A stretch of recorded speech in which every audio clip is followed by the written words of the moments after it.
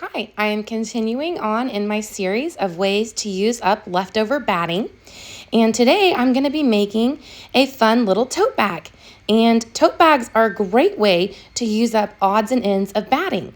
Now, some people who make tote bags use the foam or different things like that, but I find it a great way to use up odd pieces of batting. What I'm doing now is putting on my super fancy Ross gardening gloves, and I've been trying to get better at free motion quilting. And so I think a tote bag is a great project to practice free motion quilting. It's low stakes. It's leftover batting scraps, random pieces of fabric. I'm not, attached to any of this. If I mess up, it's not the end of the world. To make this bag, it's a version of quilting you pick three. You need three different types of fabric. You need a larger piece of fabric that is 21 inches by 13 inches for the main panel bags.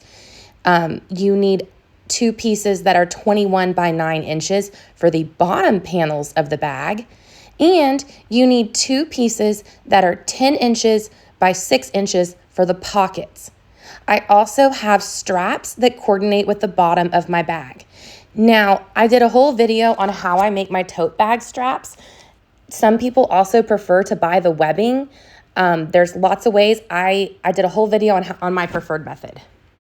I'm going to put in the description of this video all of the measurements, but it's two panels that are 21 by 13, two panels that are 21 by 9, and two panels that are 10 by 6.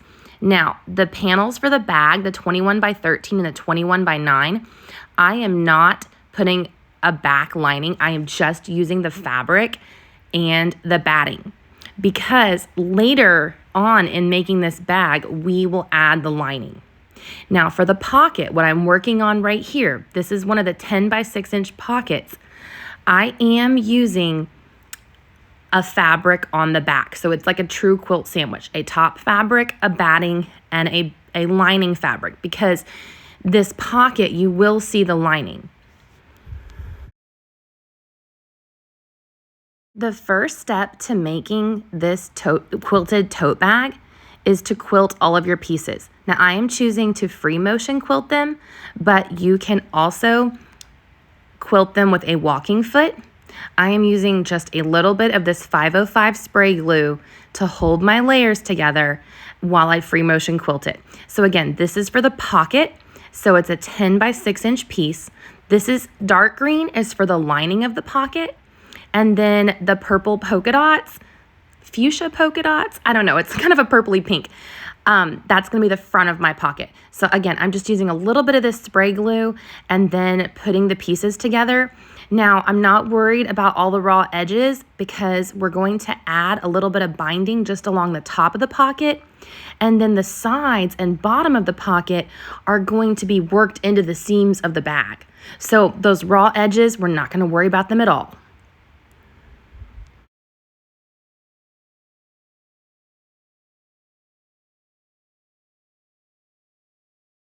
One of the reasons I chose to make a tote bag this week is because I want to do free motion quilting on some actual quilts, and I've never done that. I've free motion quilted a wall hanging, and then now I'm working on free motion quilting this project. Oh, I also free motion quilted one baby quilt.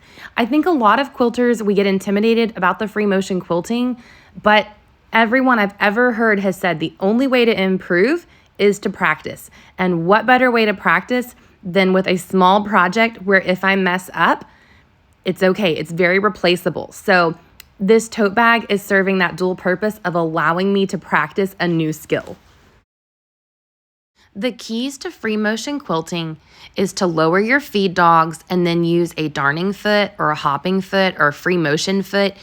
Your brand of machine is probably going to call it something different, but basically it's a foot that has a spring in it. You're going to set your stitch length to 0. You're going to lower your feed dogs, and then you're going to attach to your free motion foot, and then you don't move as you normally would when quilting. You move the fabric around. The needle is static, and you just move the fabric around to create the designs. It's actually quite fun. Probably more so because I'm not worried about ruining a quilt that I've made, but it's kind of fun, the free motion quilting. The part of this project that takes the longest is just getting all of your quilted panels ready. And so the first thing I did was the pockets. It was the smallest. Now I'm working on the bottom panels of the bag. Each of these panels is 21 by 9 inches. And I'm using one piece of batting and one piece of fabric that are the same size. I'm using a little bit of spray glue, and then I'm going to free motion quilt this. All of the panels get made the same way. The pockets are the only one that I put a lining on the back, but the rest of the panels, these are the 21 by 13 inch panels. It's just the batting, the top fabric, a little bit of spray glue, and some free motion quilting.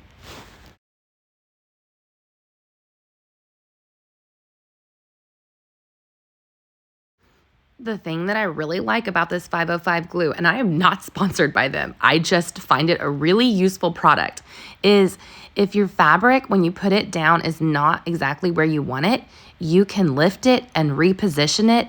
It still provides that grip to keep things from sliding around on you, but it is repositionable. So if it's not lining up how you want, you can open it up, move it back to where it should be going, and re-smooth it out. And it still provides that tackiness, so it's not gonna come apart on you. I'm just double checking that my feed dogs are down, because sometimes I switch back and forth between different feet. And for basically every other kind of foot, your walking foot, your presser foot, everything else, you want your feed dogs up and working. But for free motion quilting, you want those feed dogs down. And I love my little gardening gloves from Ross, $3. It's a great thing that helps me with the free motion quilting to get more of that grip on the fabric. I tried free motion quilting. I said I free motion quilted a wall hanging, and I did not have any type of grippy gloves. And I felt so much tension in my back, neck, and shoulders because I was having to like death grip the fabric so tightly, because just fingers on fabric don't have much grip. This is honestly so relaxing to me because I'm not having to think too hard about it. I'm just doing a meander with a couple of loops thrown in, and so it's just wherever the fabric takes me.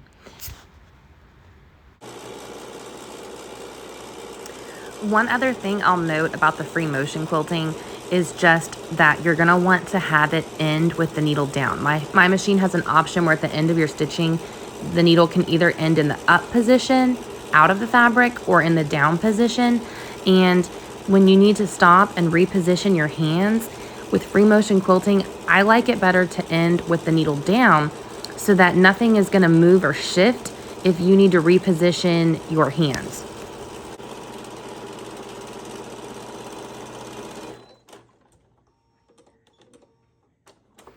Okay, so this panel is done. I'm going to trim it up to 21 by 13.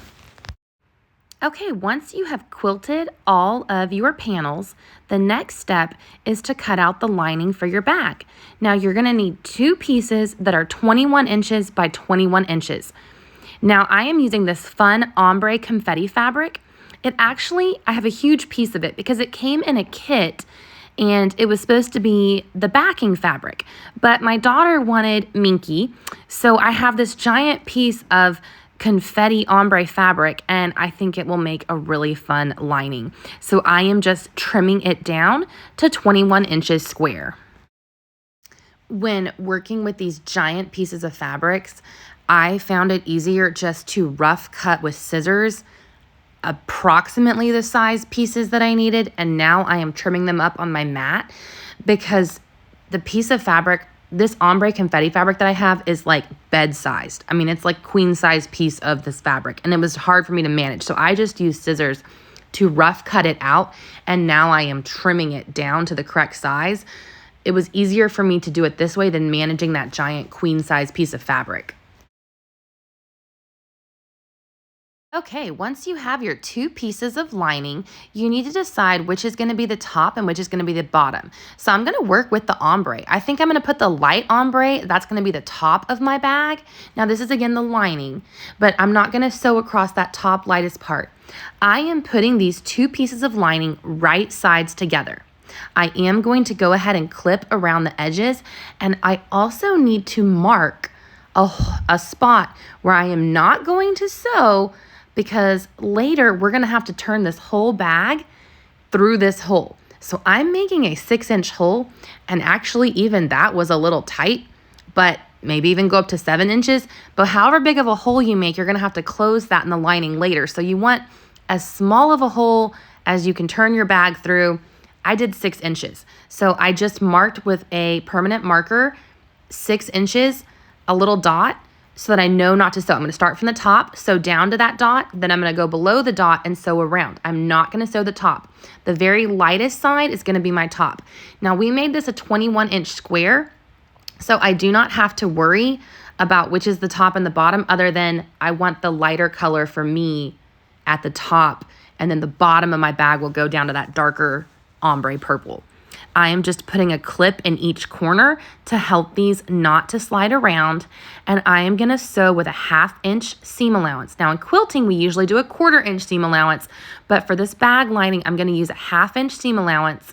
And I put my walking foot on because for most of this bag assembly, you're gonna need your walking foot to have the power to go through all the layers. Oh, look at that. I didn't put my feed dogs back up when I took off my free motion quilting foot. So I'm gonna reach over to the side of my machine, push the button to get my feed dogs to pop back into play so that my fabric will actually pull through the machine. There it goes. Okay, now we're cooking with gasoline. You're gonna sew down to the dot that you marked. When you get down to the dot, do a little back stitching and then cut your threads, and then you're gonna go down below the dot.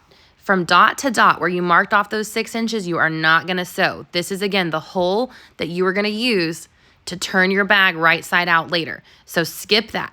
Don't sew those 6 inches. Come down to the other dot you marked and start from there.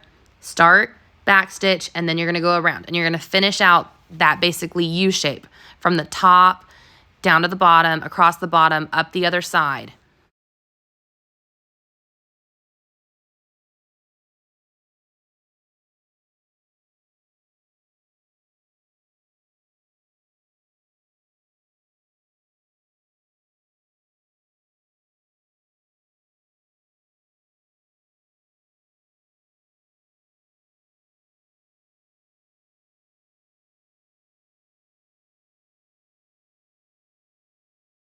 I still have my machine set to leave the needle down. So when I get to the corners, I'm doing a little bit of back stitching, and then I'm just pivoting with the needle down to turn and go up the next side.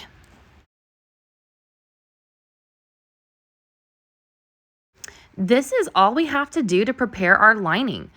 Cut it, sew it on 3 sides, leaving a hole, and that's it. Now, we're gonna be able to set the lining aside. We're gonna leave it the way it is right now, and we're not gonna do anything else with this right now. We're just gonna set it aside, but it is now prepared. Okay, let's gather everything we need to put this tote bag together. Our 2 pocket panels that have a lining sewn on to the back, our 2 bottom panels, and our 2 top panels. Now, we are gonna go ahead and start by adding a little bit of binding just to the top edge of our pockets. Oh, I can't forget about our binding straps. Like I said, I made this in the last video I posted. All right, we're gonna go ahead and move on to these little pockets. We need to get a strip of coordinating fabric. I am using the same fabric that I used for my straps, and it's also the same fabric that I used for my bottom panels. And all I need to do right now is trim this down to be the same size as our pockets. I'm gonna prepare this the same way that I would prepare binding for a quilt, in that it is a 2.5-inch strip, and I'm gonna cut it to 10 inches. So 2 pieces that are 2.5 inches by 10 inches. I'm gonna grab my little ironing board and I'm gonna iron these in half. So I'm gonna lay them down pretty side down. These are 2.5 inches by 10 inches. I'm gonna lay it pretty side down, and I'm gonna fold it so that the back side of the fabric is folded into itself. So the pretty side is on the outside. I'm just folding it in half and I'm ironing it. This is the same way that I prepare binding for a quilt, except it's much, much longer, but it's 2.5 inches folded in this way and then ironed. Once you have these pressed, we're going to grab our pocket panels, and whatever is going to be the outside of your pocket, the one that you want showing on the front of the bag, lay it raw edges to raw edges. So your binding, the fold is going to be facing down towards the bottom of your pocket, and you're going to put raw edges to raw edges, and we're just going to sew about 1/4 inch down along the top there.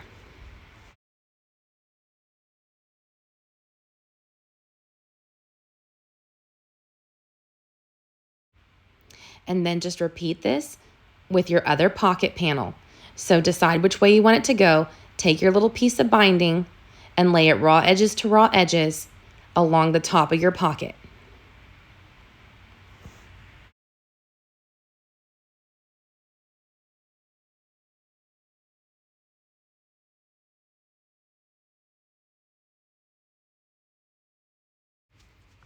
The next step is to take those little pockets. They're looking so cute already.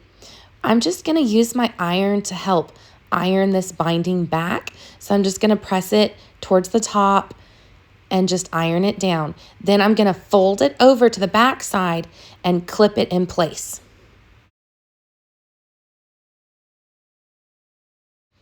You're not going to have a lot of extra fabric to work with here. It might be a little tight, but you're just going to fold it over. This is going to hide all those raw edges along the top. It's going to give it a nice finish. We're not going to worry about the sides or bottom, the raw edges of that for the pocket, because that's going to be worked into the seams. So once you have it clipped down, we're going to run a top stitch right along there to secure that down.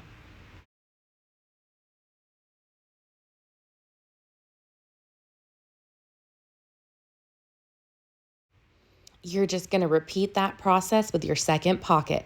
Fold it to the back and clip it down.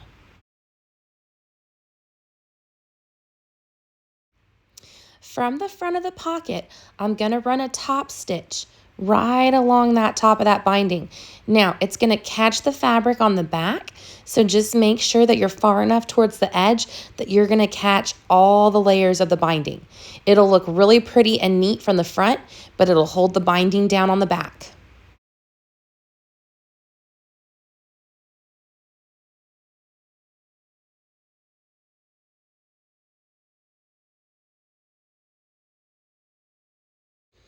Just repeat that same process with your second pocket panel.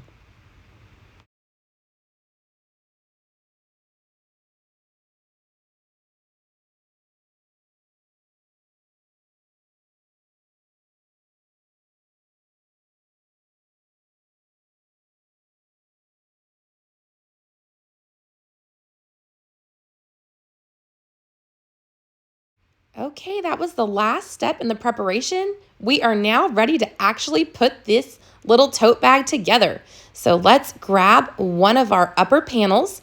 This is my light confetti fabric. Oh, I gotta cut these pockets apart. Okay, we are gonna lay this pocket right side up.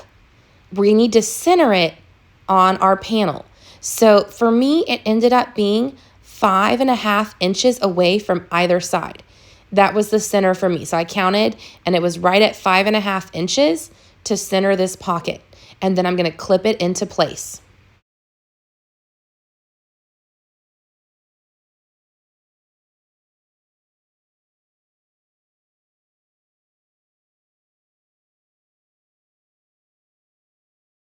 Next, I will take one of my prepared tote bag straps, and I'm realizing I'd never trimmed off that salvage edge, so I am just going to grab some scissors and clip that salvage edge off. I just don't want any of that white to show. And actually, now I'm looking at the other side. I'm just gonna trim that as well. Now I'm gonna take this strap, make sure it's not twisted, lay it down so that the strap is exactly centered on the edge of that pocket. Because when we sew this down, that is actually gonna sew our pocket on. You could go ahead and sew your pocket on and then sew your strap on, but you can do it all in one step. So I am just clipping this into place, and we're going to clip it down on both sides. Let me bring you around so you can see.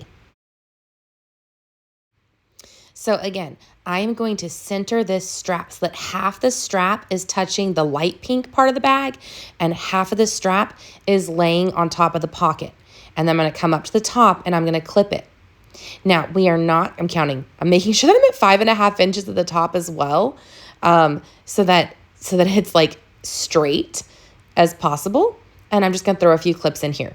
Now, we're going to start at the bottom here. We are going to sew up one side until we get about 2 inches from the top, turn and come back down. Same thing. We're making basically a U shape. We're going to leave about a 2-inch gap from the top that we are not going to sew yet. This is one of those projects where I think a walking foot is almost probably 100% necessary. I guess you could do this with a presser foot, but it's so many layers to go through right now because we have batting and pocket and strap, and so it's a lot of layers to go through. I am just going to start. I'm going to start and back stitch. I am sewing right along one side. It is going through the strap, the pocket, and the panel. When I get about 2 inches from the top, I'm going to stop. I'm going to pivot.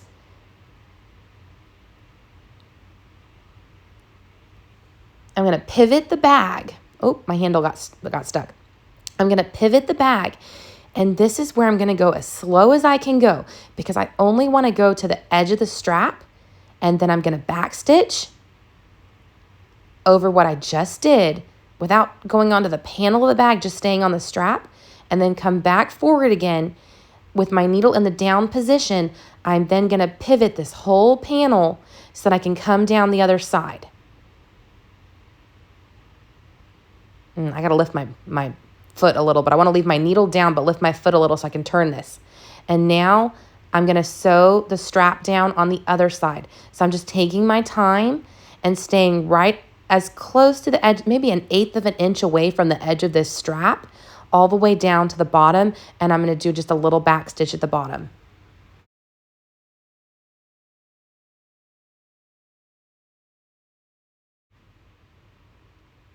Okay, let's see how that turned out. You can feel it's very secure. When we sew the strap down, that's actually holding our pocket in place. And when we add the bottom panel of our bag later, it's not, this strap is not going away. The pocket is secure, the strap is secure. We just need to do the other thing, the other side. We're gonna do the same thing the other side. So I'm gonna start on the inside here, and I'm gonna sew about 1/8 of an inch from the edge of my strap, and it's gonna hold the other side of this pocket in place. Checking again to make sure that half of the strap is covering the pocket and half of the strap is on the panel. Now when I go along the edge here, it's holding all of that down. Now I need to keep on coming until I get 2 inches from the top of my bag. When I get to about the 2-inch mark, I'm going to stop and pivot. I'm going to very carefully and slowly sew to the edge of my strap. I'm going to back stitch it. And then I'm going to sew to the edge again. Just being careful not to run off the strap. Trying to keep, if you run off the strap, it's not the end of the world, but just keeping your stitches on the strap will make it look a little neater. Now I'm going to come down the other side of the strap. Again, about 1/8 of an inch away from the edge.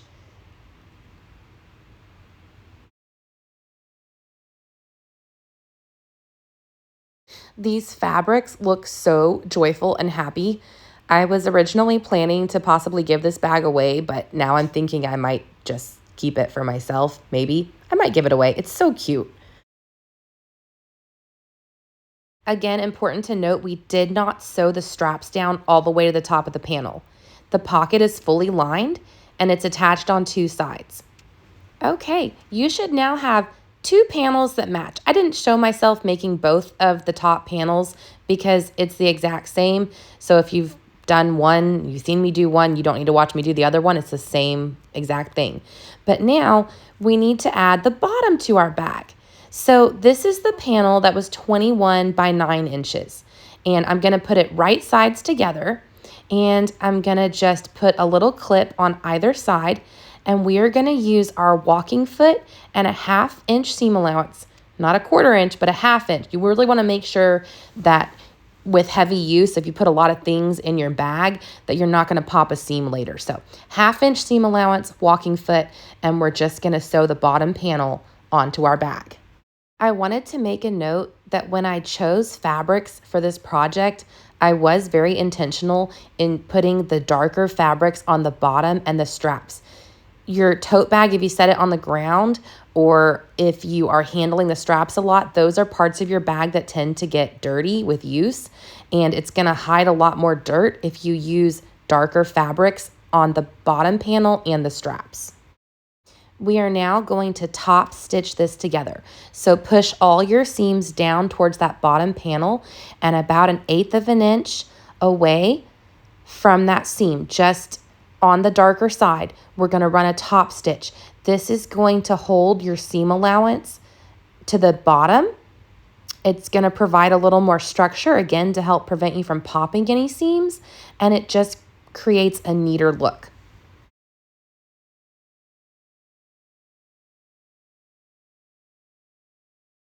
At this point, you can really start to see how the bag is coming together. Now, we haven't put our lining in yet, but you can really see how the bag is going to look with our 3 different color choices.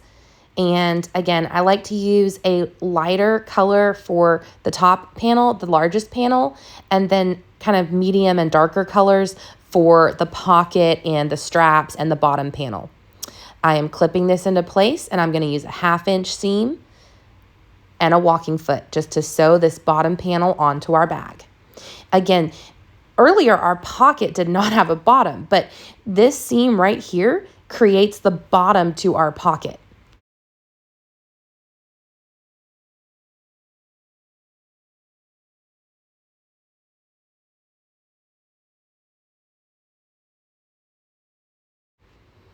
Same thing we did with the other panel. I am just going to fold this back and leave all that seam, everything that was left on the back, the seam allowance, push it down towards the bottom and then top stitch all of that into place. So my seam is about 1/8 of an inch away from my seam line, my second seam, and this is my top stitch, and it's just holding everything into place and creating a little bit more stabilization. I really think whenever you're doing a sewing project, if you pick fabrics that make you happy, you're just going to enjoy the project so much more. Oh, it's so cute. Okay. All right, look at our little pocket, fully lined pocket, and it's now secured on all 3 sides. So we have 2 panels now. We are going to put our 2 panels right side together. And don't sew where the straps are. Don't sew along the top, but you need to create an entire U. Now, on our lining, when we made our big U seam, we had to leave a hole in the lining, but we are not going to leave a hole here. We are going to clip and we are going to sew down one side, across the bottom, and up the other side with a 1/2 inch seam.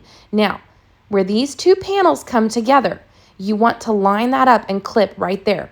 This will make the sides of your bag look really nice and neat. So again, open it up, make sure that your 2 different colors are coming together.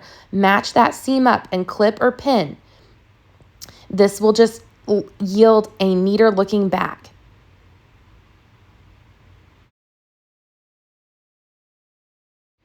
You may have noticed that my batting is all different colors. That is because some of this is warm and natural. Some of this is a cotton poly blend. I think some of this is 100% cotton. Some of this may even be leftover bamboo batting. I am just using up batting scraps that were too small for quilts in this tote bag. So if you see a lot of different colors of batting, I have no idea what all's going in here, but it all works.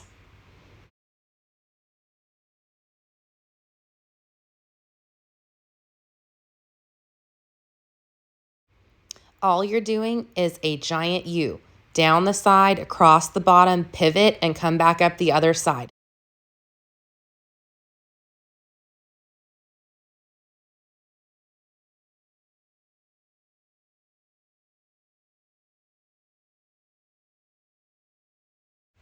Now is a good time to check your seam allowances. Make sure that you don't see any batting peeking out. So I'm checking the inside of my bag. It's actually going to be the outside later, but I'm just checking. It looks pretty good.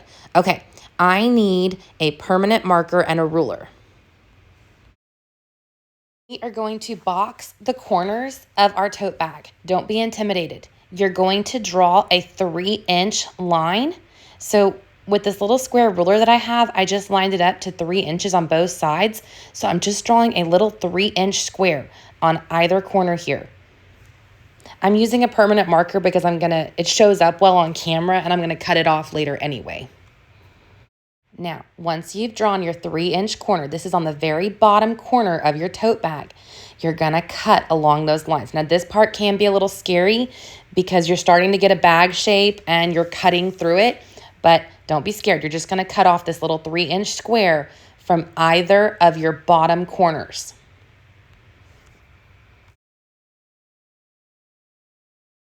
Now, you're gonna pull the sides of your bag apart so that the two seams, the seam from the top of your bag, the seam from the bottom of your bag, and the seam from your side of your bag nest up. Now, I'm gonna kind of use my fingers to squish the seams open, and I'm gonna add a little clip to help me hold this together. And then I'm gonna run, again, the 1/2-inch seam with my walking foot down along this line. This is what creates the boxy shape at the bottom of the bag. I'm gonna backstitch, stitch along, backstitch again, and then we're gonna check our little boxed corner.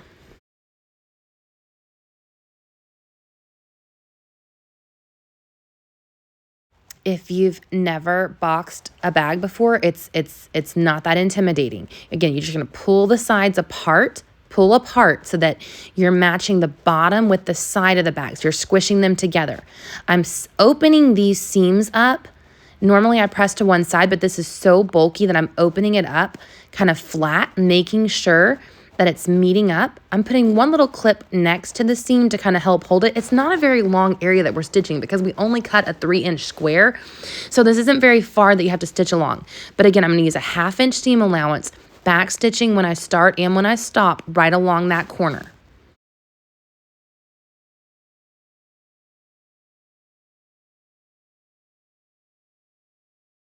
Okay, let's see how we did.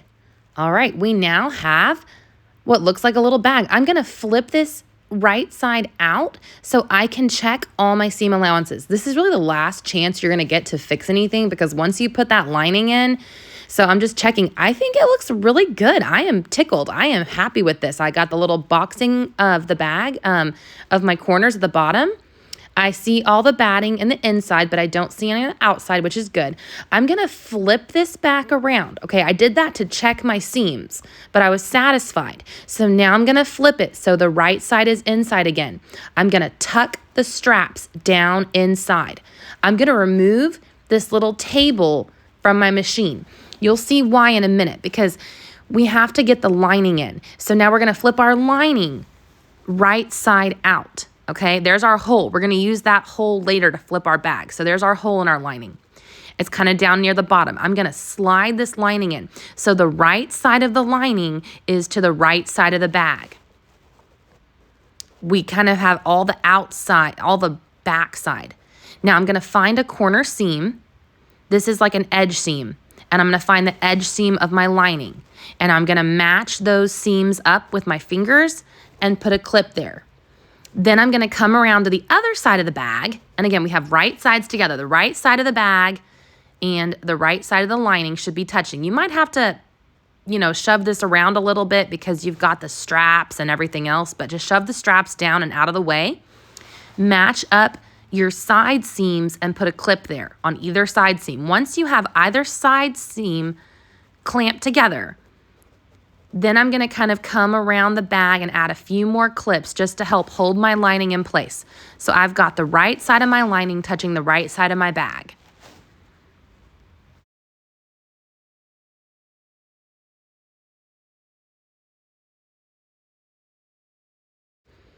Add as many pins or clips as you feel like you need right now. Now I'm having to keep shoving my straps down. Remember when we added the straps earlier, we left about a 2-inch gap between where we sewed the straps on and the top of the bag. That is gonna come into key play right now because we want those straps tucked down and away from where we're sewing.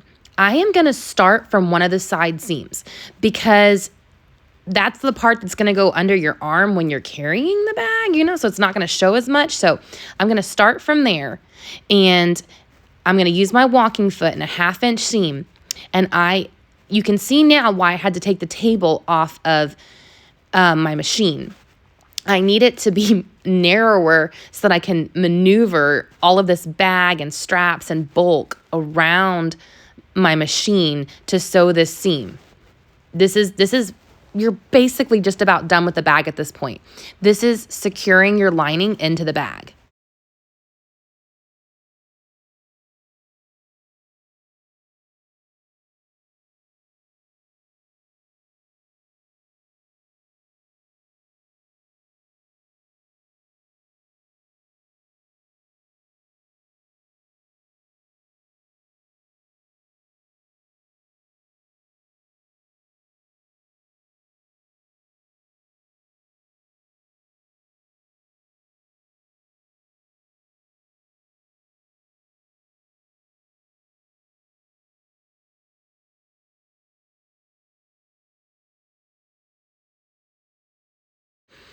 Okay, are you ready to birth a baby? This next part feels like giving birth to me. You need to pull your lining out and find your hole, okay? Now, you're gonna have to reach your hand down inside of this hole and pull your entire bag out, okay? You need to pull your entire bag out through this hole, okay? So you don't want to rip everything, so you just have to slowly maneuver it, squish it, tuck it, pull it until you get the whole bag turned out. This part, to me, it really feels like giving birth because you want to get a large item through a small hole, right? Just take your time. Every bag I've ever made, there's a part where I'm halfway through turning the bag out that I think this is never going to happen.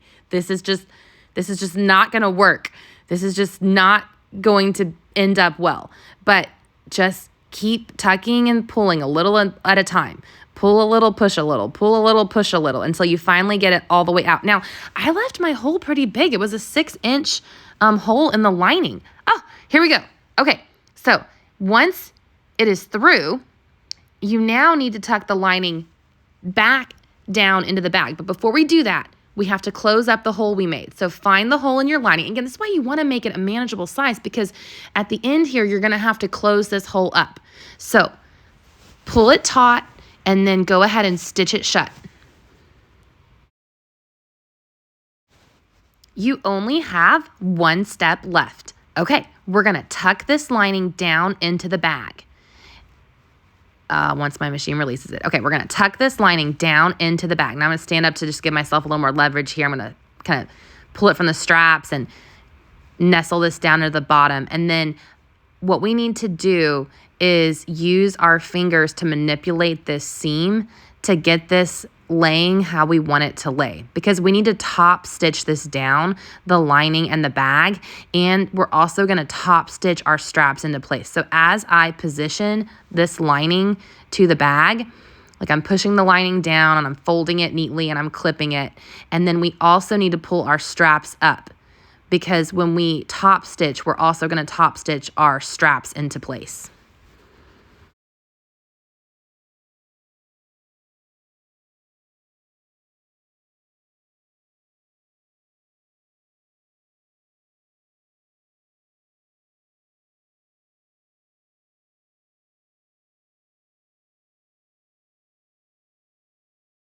So once you have your lining situated, pull your strap up and just clip it in place at the top of the bag. We're going to run a top stitch all way around the top. This is going to help hold all these layers together and give our straps just a little bit more security.